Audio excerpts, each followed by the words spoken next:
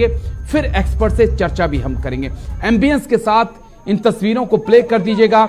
Dagestan में यहूदी बच्चों की तलाश कल कुछ चरमपंथी करते हुए नजर आए, कुछ हमास समर्थक करते हुए नजर आए। रूस में होटल के बाहर हमास समर्थक पहुंचे और उन्हें यह खबर मिली थी कि अंदर एक यहूदी है। उसे चेताने लगे कि या तो आप खुद बाहर आ जाओ, नहीं तो हम अंदर आ जाएंगे। ये जब कल दागिस्तान में प्लेन की लैंडिंग हुई तो यहूदियों की खोज हुई और इस प्रकार से हुई कि प्लेन को चारों तरफ से घेर लिया गया और हर जगह उनकी तलाश की जाने लगी। आप अंदाजा लगाइए कि अगर कोई यहूदी यहां पर मिल जाता तो उसके साथ क्या कुछ कल बर्बरता हो सकती थी।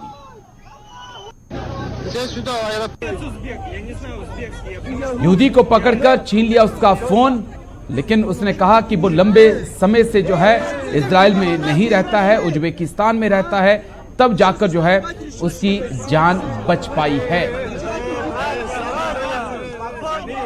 तो एक कट्टरपंथीता किस तरफ जा रही है इसको भी समझेंगे, लेकिन पहले ग्राफिक्स के जरिए थोड़े कुछ सवाल, कुछ अहम जानकारी आपको दे दें हम, उसके बाद फिर एक्सपर्ट्स के पास चलते हैं। हमास पर आमने सामने रूस इजराइल, यह चीज आपके लिए समझना बहुत जरूरी है। 26 अक्टूबर को रूस में रूस और हमास की एक मीटिंग होती है। हमास के टॉप लीडर जो हैं वो रूस पहुंचते हैं और वहां पर रूस के उप विदेश मंत्री से उनकी मुलाकात होती है। रूस के उप विदेश मंत्री से मुलाकात, रूस में फिर 2 दिन बाद यहूदियों को निशाना बनाया जाता है। यह कहानी क्या कुछ कहती है। Next graphics.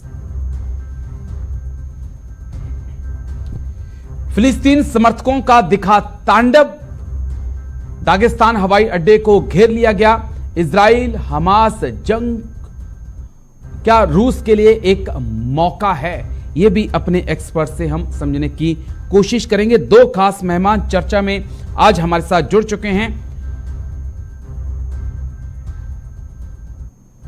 Lieutenant general Sanjay Kulkarni sir हमारे साथ जुड़ चुके हैं। बहुत बहुत शुक्रिया सर। जय हिंद। सबसे पहले जय हिंद। शुक्रिया सर समय देने के लिए। Lieutenant general Sanjay Kulkarni sir, जो बड़ा अहम सवाल जो इस वक्त चर्चा में है, ये रूस और हमास का रिश्ता क्या है सर। 28 तारीख को रूस के अंदर हमास के लीडरशिप पहुंचते हैं, उनके उप विदेश मंत्री से मुलाकात होती है, फिर एक जन सैलाब 30 तारीख को उमड़ता है और एक अफवाह के तहत जो है एक प्लेन को घेर लेता है कि इसके अंदर यहूदी हैं। किस प्रकार से रूस और हमास के रिश्तों को जंग के 24 दिनों बाद देखें हम। देखिएगा कि रूस में काफी मुसलमान बसते हैं और उनके जो पूरा जो सेंट्रल एशिया है उसमें सारे के सारे मुसलमान हैं। उसके मद्देनजर रूस को मुझे लगता है एक तरीके से अब ये जो धर्म युद्ध हो रहा है यहूदियों और मुसलमानों के बीच में, शायद कहीं ना कहीं इस बात को समझने नहीं लोग पा रहे हैं या समझना नहीं चाहते हैं कि ये जो युद्ध इजराइल ने हमास के साथ किया है ये फिलिस्तीनियों के साथ नहीं है, ये आतंकवादियों के साथ है और ये आतंकियों के बरखिलाफ जो है ये इजराइल लड़ रहा है।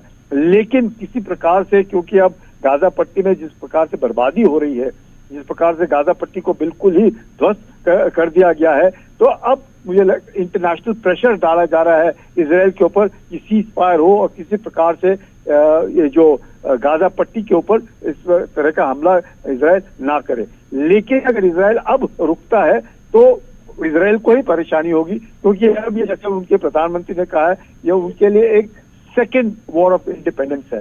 अगर इस तरह की एक अस्तित्व की लड़ाई अब शुरू हो गई है और यहाँ पे मुसलमानों को लग रहा है कि एक धर्म युद्ध है वो मुसलमानों के बरखिलाफ है, ये मुसलमानों के बरखिलाफ नहीं है। अगर वो ध्यान से देखें और शांत दिमाग से सोचे, ये सिर्फ आतंकवादियों के बरखिलाफ है। लेकिन ईरान ने कहा है नहीं जी ये तो हमारे मुजाहिदीन है। तो अगर इस तरह की बातचीत अगर हर एक कोई अलग अलग तरीके से देखे कि एक आतंकी दूसरे देश के लिए, एक देश के लिए आतंकी है और दूसरे देश के लिए वो मुजाहिदीन है, तो ये फिर तो कभी खत्म नहीं होएगा। तो मुझे लगता है यही कारण है कि रूस जो है आज ईरान के साथ भी खड़ा है, रूस ईरान चीन के साथ खड़े हैं। तो ये जो तीनों देश मिल करके एक तरीके से दबाव बनाने की कोशिश कर रहे हैं कि किसी प्रकार से इजराइल के ऊपर ये दबाव आए और इजराइल जो है सीज फायर करे, क्योंकि अब जो है हमास बैकफुट पर है। पूरा विश्व में देखा गया है कि जिस प्रकार से अमेरिका ने अपने पूरे जहाज मेडिटेरियन सी में लगा रखे हैं, तो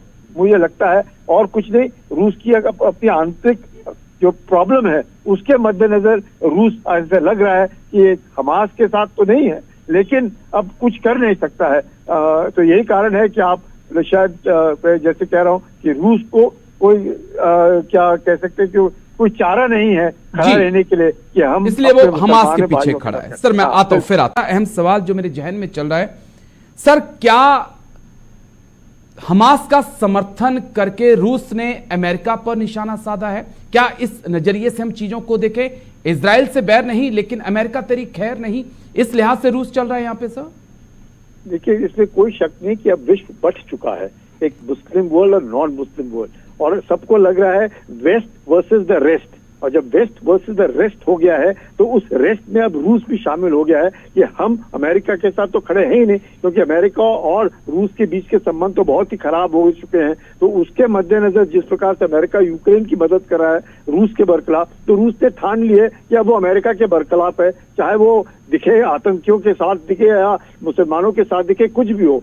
उनका मकसद ये है कि वो जो है बाकी जो दुनिया है और खासकर जो मुस्लिम वर्ल्ड है वो कहना चाहता है कि ये आतंकी नहीं है, और बाकी जो विश्व है वो जो मैं कहूँगा वेस्ट हो, उसके साथ आज भारत भी है।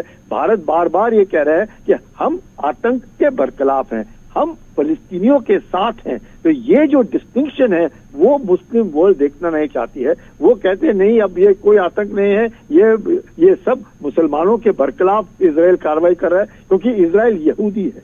ये गलत है। ये it is not a war on religion, it is not a religious war, ये क्रूसेड नहीं है। ये जो हरकत हुई है ये हरकत है आतंक के बरखिलाफ, क्योंकि अब उस आतंक के बरखिलाफ जिस प्रकार से गाजा पट्टी में नुकसान हो रहा है और जिस प्रकार से गाजा पट्टी में लोग मतलब तबाह कर दिया है, उसको देखते हुए सबको लग रहा है कि अब इजराइल के ऊपर रोक नहीं की जाए तो सारे के सारे खत्म हो जाएंगे। अब लेबनान क्या कह रहा है? लेबनान हिजबुल्लाह पर जोर दे रहा है कि भाई आप हमारे को बर्बाद मत करो, जिस प्रकार से गाजा पट्टी बर्बाद हो गई है आप लेबनान को भी बर्बाद करके छोड़ दोगे, तो वहां पर भी जोर आ रहा है। तो उनके बीच में भी आप वेस्ट बैंक देखो, वही हालत है।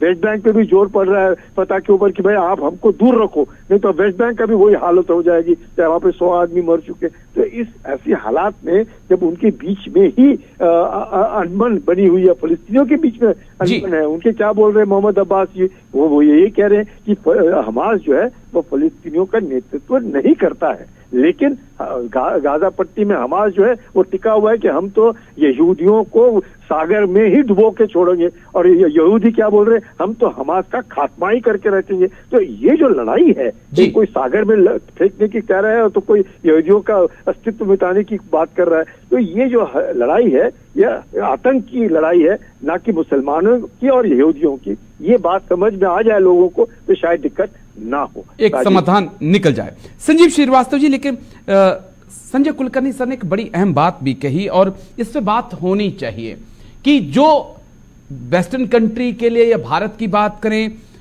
हमारे लिए जो आतंकी हैं वो कुछ देशों के लिए मुजाहिदीन हैं। हम अभी तक एक आतंक की परिभाषा गढ़ने में कामयाब नहीं हो पाए हैं, यूएन भी इसमें फेल है। क्या जब तक एक परिभाषा नहीं गढ़ी जाएगी तब तक इस प्रकार की समस्याएं आती रहेंगी? और फिर वो अरब कंट्रीज की बात